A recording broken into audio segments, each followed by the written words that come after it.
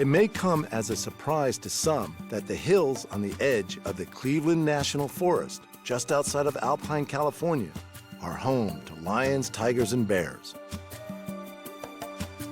Bobbi Brink is the founder of Lions, Tigers, and Bears, a no-kill, no-breed, no-sell exotic animal sanctuary. The white tiger cub is one of their recent rescues. Well, I thought I was going to be in the hospitality business. That's what I went to school for. It's funny, God sends you a different direction when you think you know what you're doing. Bobbi began working with exotic animals in 1992 when she took a job with a breeder and exhibitor. She quickly realized that it was not the dream job she had expected.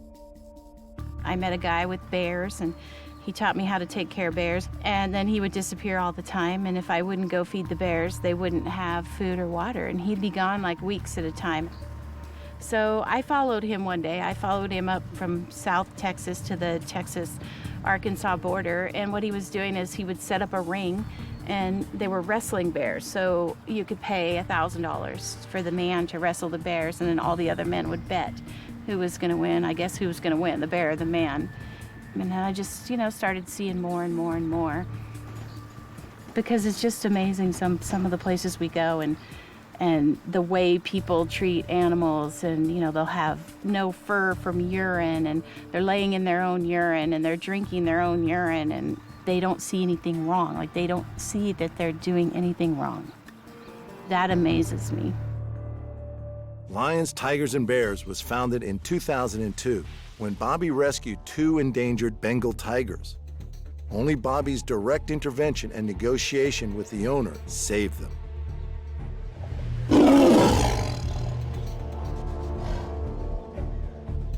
They were backyard pets. They were housed in a 6x12. No shade, no shelter. You and I couldn't live like that for 5 or 6 years. And the guy was threatening to shoot the animals if the U.S. Fish and Wildlife didn't leave him alone, because he considered them his property. But they worked it out, and he decided that we could take the tigers, and U.S. Fish and Wildlife gave us 30 days. And that's when we built that first small enclosure, because we only had 30 days to get the permits, cross the state lines, build something to house the tigers, and get them here. And that was the start. We like to say here they go from rags to riches, because the animals we take here are usually the ones that nobody else will take. There's no place for them to go, because we work all over the country with the first responders. I've probably moved 400 animals, all lions, tigers, bears, cougars, in the last 5 years to different sanctuaries across the country. So we work with a lot of sanctuaries, work with a lot of first responders, a lot of state authorities, U.S. Fish and Wildlife, Fish and Game, even private owners, and we don't judge. If you have got an animal and you're in over your head and, you're ready to find that animal a home, and 90% of the time, that's what we see happens with private ownership. Seeing tigers for sale in a Walmart parking lot and at cattle auctions, and seeing big cat cubs used for photo opportunities, Bobbi knew she was on the right path. I went to one place on the East Coast, me and my friend, and the one photo facility had 22 cubs. So they can only use them till they're so big, and then they've got to replace those cubs with more cubs. So where do all the babies go? I believe some of them go to canned hunts, which is small area for people to shoot for a trophy, or they go as backyard pets. They're disposed of. Some of them are probably just killed and buried. There's no federal tracking of these animals. The lucky ones get to come to a legitimate sanctuary where they're not going to be bred, and at least get their dignity back and live out their life.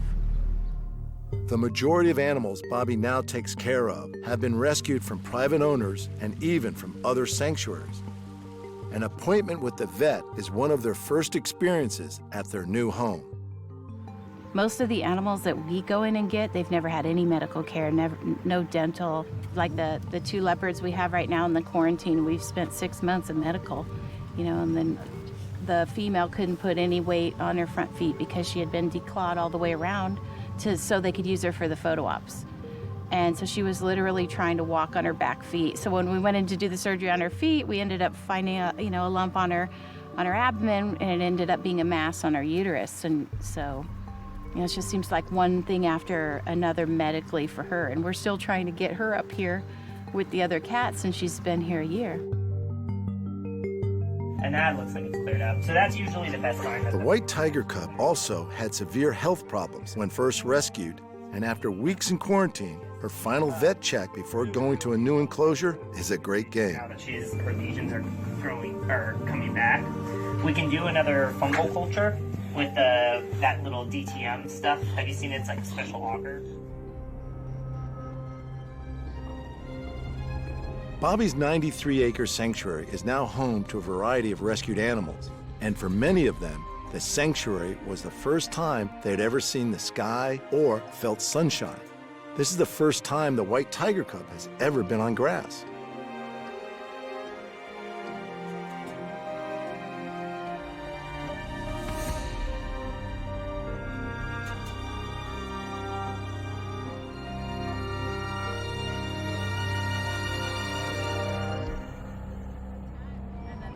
But rescuing exotic animals is dangerous work. Honestly, I think the first few weeks when I worked around these animals, I didn't think they were as dangerous as they are.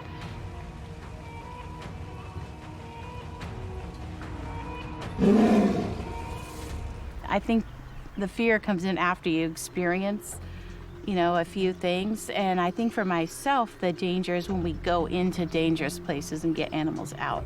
Because a lot of times the cages are so dangerous, we can't dart because if they jump, they'll go through the cage. Or people have them housed in their dining room or their garage or their basement. They never really think about getting the animal out. Like there's no way to get a transfer cage down the basement stairs or in their little gates. Our cages don't fit through. You know, those are the more dangerous circumstances for my staff. Rather than send her staff into dangerous situations, Bobbi often puts herself in the line of fire. And when I first started working with the animals, I worked free contact inside the cage. I just chose not to get anybody hurt. And a lot of times when you're rescuing animals, we don't even know, you know, these animals' past, how they were raised. It's just better safe than sorry, because the way we've set up everything here is pretty safe. They work in twos. They'll shift the animal, which means they'll put it in an empty cage, and then the second person goes back and checks all the locks, checks that it's empty, and then they'll go in and clean. And then the same thing, when they go to put them back in the cage, they'll check the locks and then put it back, and then the second person will go back and check the lock. But that doesn't mean that human error can't happen, because if something happens, it would be human error. Somebody will make a mistake. That's why your buddy's so important, because that person has to have your back.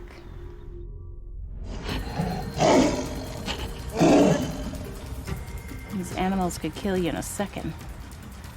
In a second.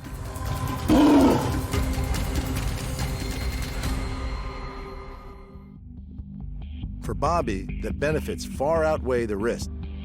Sometimes an animal's rehabilitation requires a lot of patience. You know, like we had one bear we brought from Ohio, and he was fine as long as you kept him locked up. Like when we brought him in the trailer, all the way across country, we'd open the door and feed him, and he was fine, clean him out, and no problems. And then we brought him here, we always put animal in the quarantine and do all their medical, he was fine. But when we put him out in the habitat and opened the door to let him out, he was scared to death. And he'd just run back and forth and pace. So we would just open the door for 15 minutes, and the next day for an hour, and then, you know, a couple weeks later for half a day, and until the door was just left open. And then finally he would touch the dirt, because he'd never touched dirt before. And then finally he would go out, in and out, you know, make sure his little safety place was still there. Now he uses the whole habitat. Bobbi's priority is always the welfare of the animal. But how is her sanctuary any different to a zoo? I think one of the biggest questions we get here is, why don't you give the animals to the zoo? And I think we do something totally different than a zoo, or two totally different organizations, but a lot of people don't realize these animals originated as surplus animals from the zoos, from the breeding programs, and that's how they got out into the private sector. Bobbi has strong views on the breeding and keeping of captive animals, views that have been established through many years of experience and first-hand knowledge. There's approximately 220 AZA zoos in our country, and that's who holds the SSP plan, the Species Survival Plan, in our country. So supposedly this is the legitimate breeding that's going on in our country. You know, that's 220 zoos breeding. It's a lot. And, you know, these are not animals that can go back in the wild, so there's really not much conservation value. The breeding is for the animals to stay in captivity. You can't put a lion or a tiger or a bear back out. They're going to walk right up to you for food. And I don't think a lot of people realize that these animals are not being put back out in the wild. There is no proven plan to put them back that's working.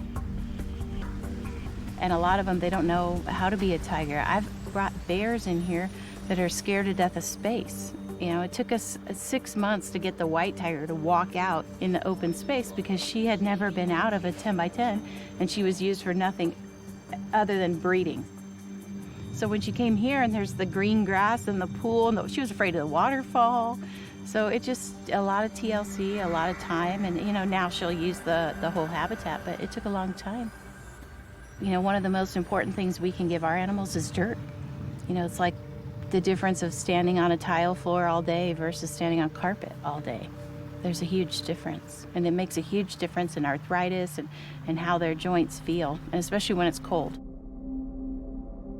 Seeing distressed and mistreated animals takes an emotional toll, and Bobbi also struggles with the idea that even the sanctuary she offers isn't ideal. It's just a glamorized prison. That's what it is. You and I wouldn't want to live in there. I mean, it's beautiful, but you wouldn't want to stay in there for life. You know, when I first started working around the animals, I really didn't see anything wrong with the way they were housed and, you know, people having them as pets. And I think it just grows on you. Like myself, I've been, you know, working around these animals almost every single day since 1990, and it's really obvious they don't belong in a cage. So part of Bobbi's goal is to ensure that the animals live as closely as possible to how they would in the wild. They don't make good pets. I think it's selfish. You know, and that's one thing that I've questioned myself about. You know, am I being selfish by, you know, wanting to have the animals? And I had to like get in check and make sure that there's a reason for every animal to be here. You know, just like the little bobcat that we took in Diego. If he could have went back out in the wild, that would have been the best thing for him. But unfortunately, he can't go back out in the wild, so he needs a place to live out his life. Rescued grizzly bear Albert suffered from malnutrition that caused permanent neurological problems. And not all of the rescues turn out well.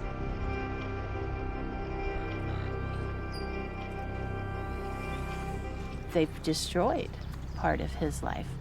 You know, the MRI shows he has no pain, but he still has to really think and rock back and forth to get up, and then he has to really think, you know, his brain has to think where he's putting his paws to walk. Of all the animals I have moved, I had to euthanize one lion, and that was very heartbreaking because it was just a big, beautiful lion, and he was literally dragging his back legs, you know, to the point where he was open wounds, you know, he could not move his back legs at all. That was hard, and it was really hard because he was in with 2 females. So not only did we have to euthanize him, but then we had to move the females out of their home. That was hard. Bobbi will continue to provide safe and enriching environments for abused and neglected animals already in captivity, leaving future generations to continue to ponder the question of finding a better solution.